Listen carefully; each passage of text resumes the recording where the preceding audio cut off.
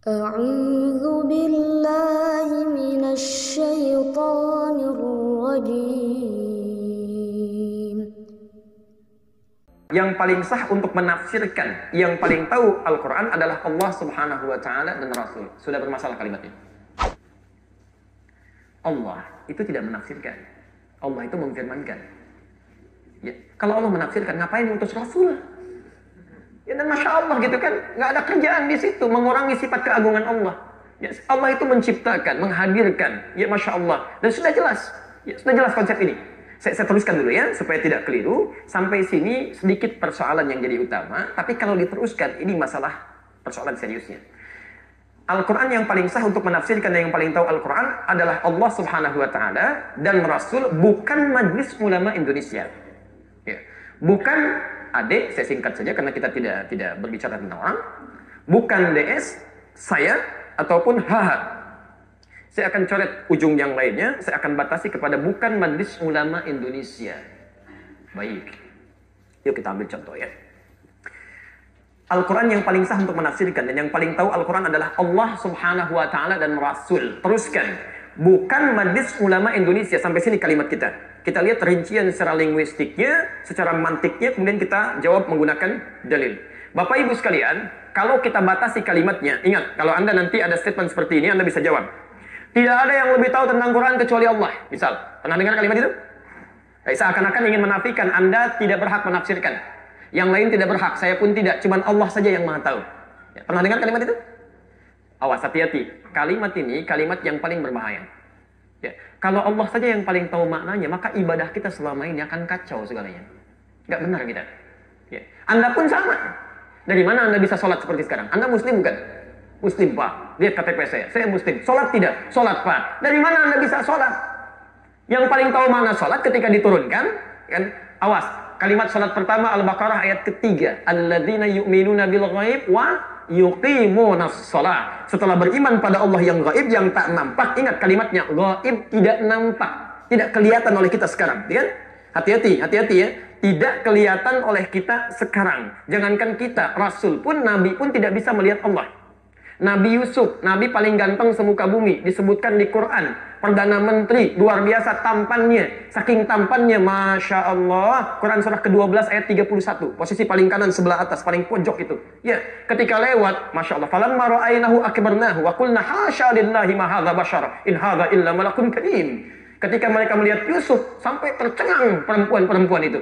Ya, Masya Allah, sampai memotong sebagian, mengiris sebagian tangannya. Wa qata'na aydiyahunna. Ya, tercengang sampai berkata, ini sih bukan manusia, ini malaikat yang menjelma dalam diri manusia.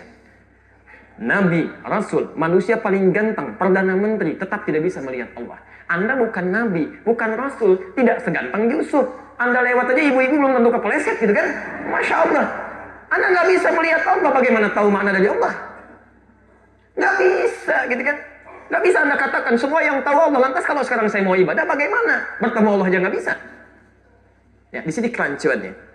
Jadi kalau kalimat dipotong sampai sini, yang tahu maknanya cuma Allah. Lantas ketika kita akan menafsirkan ibadah, seperti apa caranya?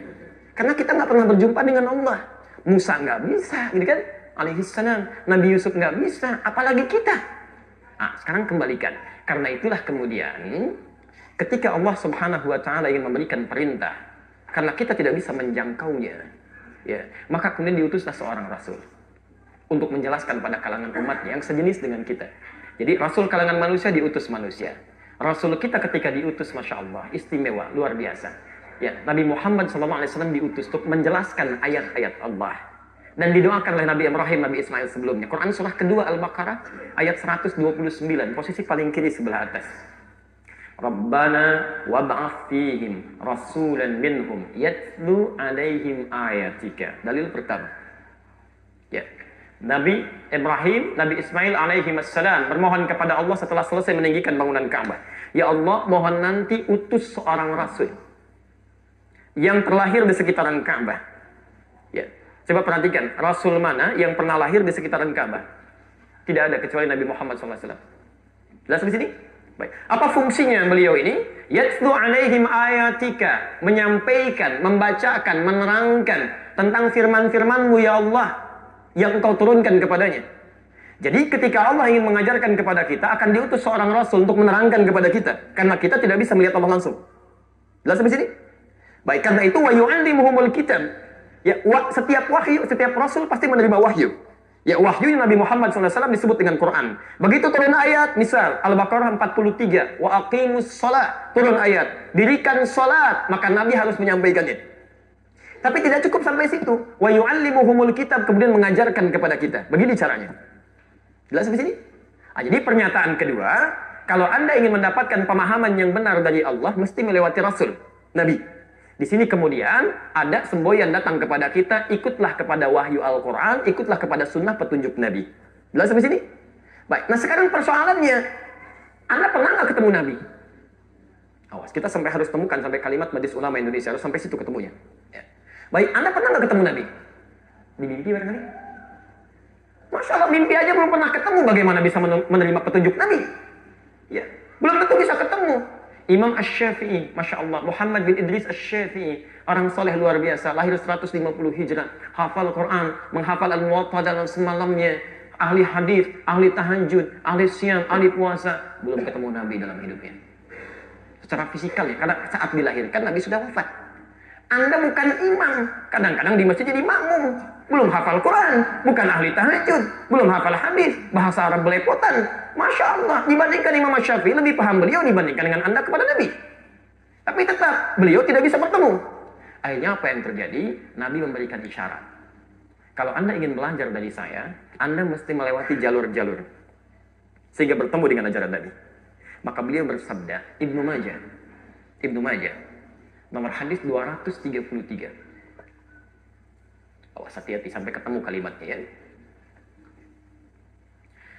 Ibnu Majah, Sunan Ibnu Majah nomor hadis 233. Saya langsung percepat saja. Innal ulama warathatul anbiya. Innal ulama, kata Nabi, warathatul anbiya. Sungguh para ulama itu, itulah yang mewarisi ajaran para nabi. Nah, jadi saat kita sekarang ingin belajar ketentuan dari Nabi tentang ibadah, tentang akhlak, tentang muamalah, karena kita nggak pernah bertemu dengan Nabinya, mesti cari jalan. Orang ini kan berkata, tidak ada Al-Quran yang paling sah untuk menafsirkan, yang paling tahu Al-Quran hanya Allah dan Rasul, ya kan? Baik, sekarang Anda nggak pernah bertemu dengan Allah, tidak bertemu dengan Rasul, bagaimana bisa tahu itu? Ya, kalau kita tidak tahu, bagaimana kita ibadah? Makanya kata Nabi, Anda bisa temukan itu semua petunjuknya melalui jalur para ulama. Innal ulama'a warathatul anbiya. Sungguh para ulama itu adalah pewaris keilmuan para nabi. Karena itulah kemudian Imam Muslim membuat satu pembahasan dalam kitab sahihnya. Ya, referensi masih di kitab yang tadi, ya, terbitan Darul Hadis cetakan tahun 2002, jilid yang pertama halaman 119, bab yang kelima, posisi paling kiri sebelah atas. Saya bacakan babnya. Babul isnad minad din. Bab yang menerangkan bahwa runtutan sanad itu jalur transmisi periwayatan satu ilmu pengetahuan, itu yang menentukan dalam agama kita. Jadi Imam Muslim ingin mengatakan, kalau Anda ingin belajar tentang agama, mesti ada sanad ilmunya sampai kepada Nabi. Misal kita belajar sekarang hadis dari siapa? Kan nggak bisa ketemu Nabi. Buka Al-Bukhari. Al-Bukhari menerima dari siapa? Si fulan. Si fulan dari si fulan. Si fulan dari si fulan. Itu disebut dengan sanad. Kalau Anda ingin belajar dari Nabi SAW, ikuti sanad ini sampai nyambung ke kita. Jelas sampai sini? Nah, Anda salah belajarnya dari orang yang tidak tersambung kepada Nabi, maka akan salah juga dalam ibadahnya. Anda mau belajar tentang sholat dari orang yang tidak pernah nyambung pelajarannya kepada Nabi, maka sholat kita bisa salah. Jelas sampai sini? Orang-orang yang ada dalam jalur sanad ini, itulah yang disebut oleh Nabi dengan ulama. Jamak dari kata alim. Pelan-pelan. Ulama itu banyak orang, bukan satu orang. Masya Allah, Ustadz seorang ulama, salah. Ustadz seorang alim.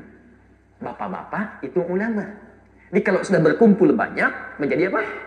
Ulama. Kalau sendirian, alim. Masya Allah. Kalau tidak ada, kosong. Ya? Kosong. Baik. Makanya kita tuliskan dulu. Kita tulis dulu ya. Baik. Baik. Kalau sendirian disebut apa? Alim. Jamaknya apa? Ulama. Baik. Ulama. Terdapat di hadis riwayat Ibnu Majah Ya, perhatikan. Kita mesti ilmiah ya. Jangan persoalkan statement dengan hal yang tidak tepat. 233, ya, Nabi SAW menyampaikan ulama ini pewaris keilmuan dari para nabi. Warathatul anbiya. Baik. Jamaknya ulama dari kata alim.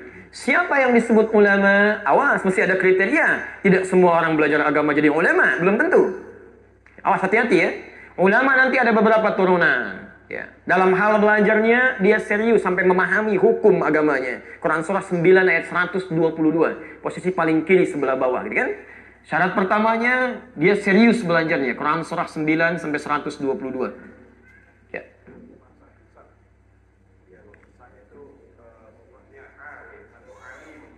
Alim. Alim itu sighah mubalaghah, bentuk superlatif. Allah disebut alim, manusia alim. Jelas ya? Baik, saya tuliskan dulu ya. Baik.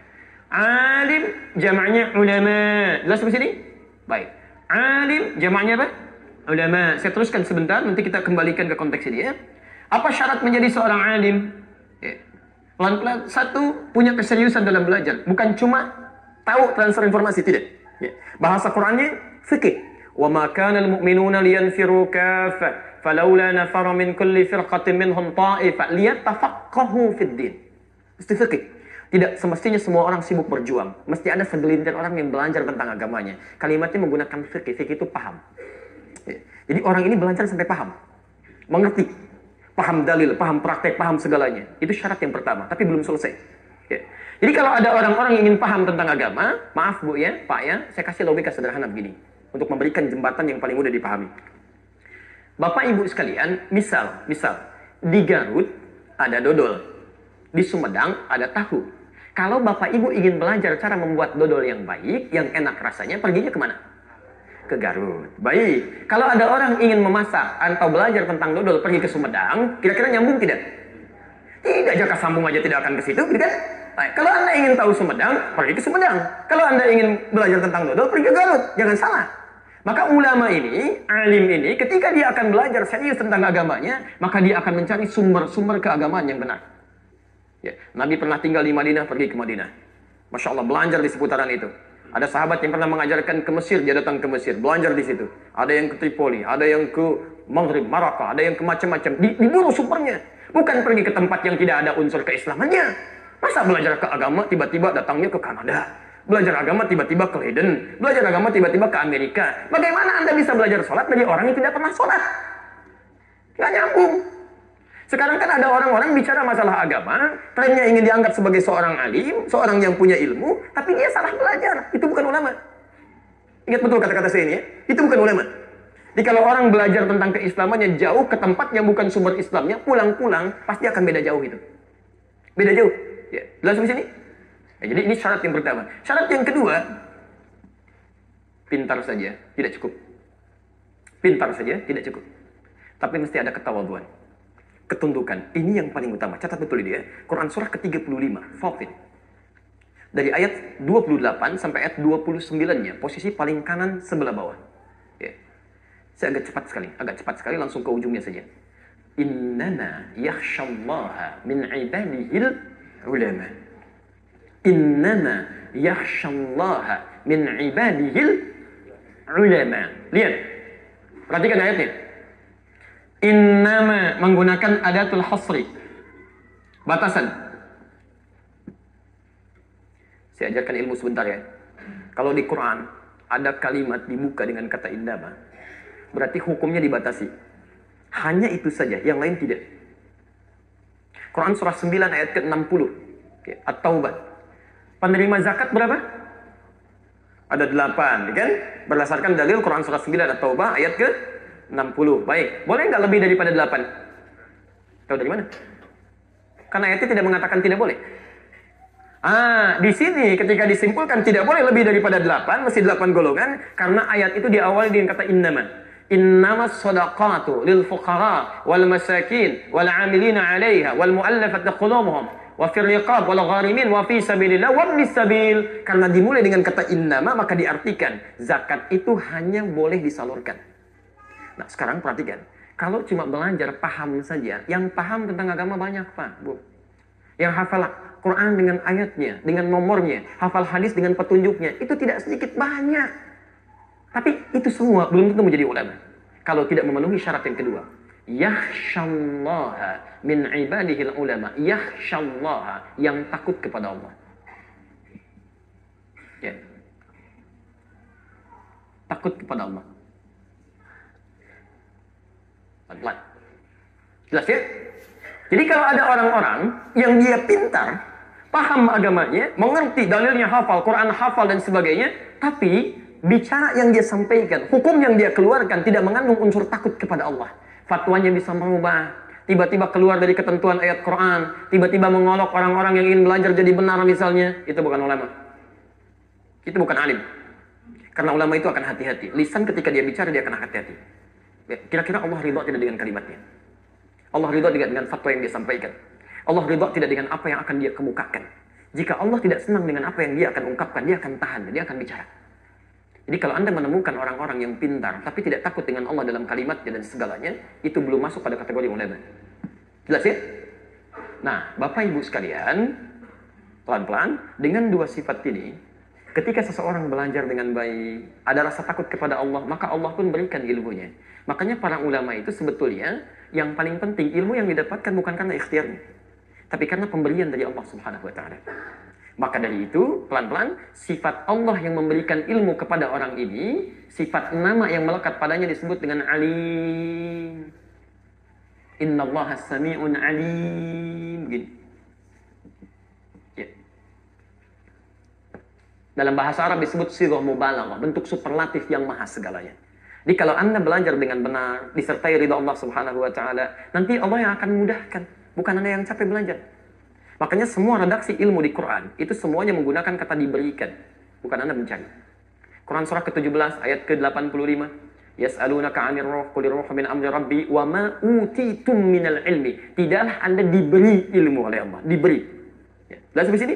Baik. Masya Allah, ada seorang hamba soleh mengajarkan Nabi Musa, mengajarkan Nabi Rasul belajar pada hamba ini. Siapa namanya? Quran surah ke-18 ayat ke-65, posisi paling kanan di pertengahan. Ya, fawajada 'abdan min ibadina atainahu rahmatan min indina wa 'allamnahu min ladunna ilma. Kami yang ajarkan, bukan dia yang capek ikhtiar. Ya. Dia ikhtiar tapi kami percepat, kami berikan. Anda menghafal Quran, Anda lakukan karena Allah, itu akan beda dengan yang menghafal Quran karena ingin menjadi hafid. Akan lain. Anda lakukan karena Allah, Allah akan berikan cepat. Ya. Tapi kalau Anda ingin sekedar jadi hafid, itu akan terhambat itu. Dan mengurangi nilai sedikit keikhlasan, itu keliru. Ya. Seorang nenek pernah bertanya kepada saya, Ustaz, tolong tunjukkan pada saya bagaimana caranya cucu saya bisa menjadi hafid Quran. Saya katakan gampang Bu, namai saja dia dengan hafid Quran. Kasih nama hafid Quran, selesai. Jadi kalau Anda ingin menjadi hafid, Allahu Akbar, lakukan karena Allah, terserah Allah. Quran surah ke-75 ayat 16-18, posisi paling kanan sebelah bawah. Ya, lihat kalimatnya, la tuharrik bihi lisanaka lita'jala bihi. Hei, jangan engkau gerakkan lisanmu cepat-cepat supaya engkau bisa menghafalkannya. Ya. Ini diantara keinginan para penghafal Quran, pengen cepat hafal. Dalikal kitabul raiba fihi hudal lil muttaqin, cepat ingin dihafalkan. Sehingga kadang-kadang salah dalam mengucapkan, makhraj bisa keliru kan? Lihat ayat selanjutnya. Inna alaina jam'ahu wa qur'ana. Kami yang kumpulkan Quran, kami yang akan tanamkan dalam jiwamu. Karena itu ada orang yang hafal Quran 2 tahun, 3 tahun, 4 tahun. Tiba-tiba yang ini 2 bulan, 20 hari bisa hafal Quran. Jelas ya? Karena itu sifat Allah yang memberikan ilmu disebut dengan alim. Ada pertanyaan tadi? Yang diberikannya disebut dengan alim. Jamaknya disebut dengan ulama. Kalau orang-orang ini berkumpul di satu tempat, maka perkumpulannya selalu akan mengangkat kebaikan-kebaikan pada kita. Jadi kalau Anda belajar pada ulama, itu Masya Allah, akan lain tak Bu? Tidak akan banyak canda yang tidak serius. Tidak ada kalimat-kalimat yang tidak ada isinya. Semuanya akan bermanfaat. Dan manfaat pertama, ketika mereka berkumpul akan terangkat keimanan Anda. Sesuatu yang mengangkat dari tempat yang rendah ke tempat yang tinggi, kata kerjanya disebut dengan jalasa. Tempatnya disebut dengan majlis. Saya ulang ya. Saya ulang. Anda terangkat dari tempat yang rendah ke tempat yang tinggi, kata kerjanya disebut dengan jalasa. Jalasa itu asalnya bukan duduk. Jalasa itu berpindah dari posisi rendah ke posisi tinggi. Kalau perpindahan saya dari posisi tinggi ke posisi rendah, saya sedang berdiri begini. Saya mau pindah ke posisi rendah, saya mau duduk. Itu bahasa Arabnya qa'ada. Kata bendanya qu'ud. Karena itu orang yang tidak bisa berdiri sholat, maka diminta untuk duduk. Tidak menggunakan jalasa, tapi qa'ada. Ya. Qiyaman wa qu'udan. Quran surah keempat ayat 103. فَإِذَا قَضَيْتُمُ الصَّلَاةَ فَاذْكُرُوا اللَّهَ قِيَامًا وَقُعُودًا. Bukan jurusan. Tapi kalau Anda ingin pindah dari bawah, naik ke atas sini, terangkat Anda, itu jalasa. Tempatnya disebut dengan majlis. Jamaknya disebut dengan majalis. Quran surah ke-58 ayat ke-11. Posisi paling kanan sebelah bawah.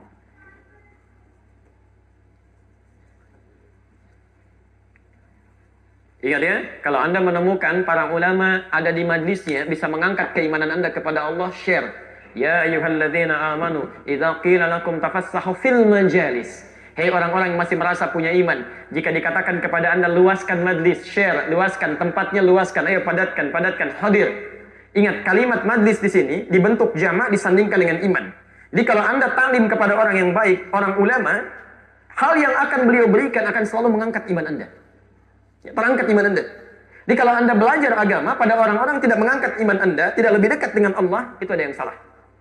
Jelas ya? Nah, majlis ini kalau digabungkan dengan ulama, berarti ulama-ulama ini kumpul di satu tempat. Nah, di Indonesia kalau digabungkan dengan tempatnya, maka berubah namanya menjadi Majlis Ulama Indonesia. Jelas di sini? Nah, sekarang kembalikan. Tidak ada yang lebih tahu tentang Quran kecuali Allah benar.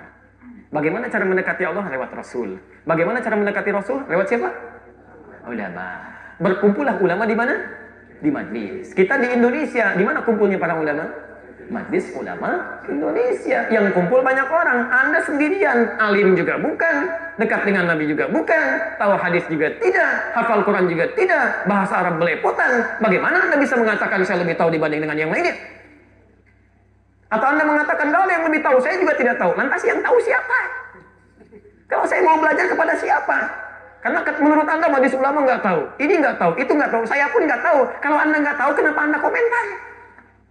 Dan aneh juga mengundang orang yang tidak tahu. Ada acara, ngundang orang yang nggak tahu, disuruh bicara. Kan aneh namanya. Jelas ya? Awas hati-hati, itu amat aneh itu. Ya, si amat aja nggak aneh. Sadaqallahul azim.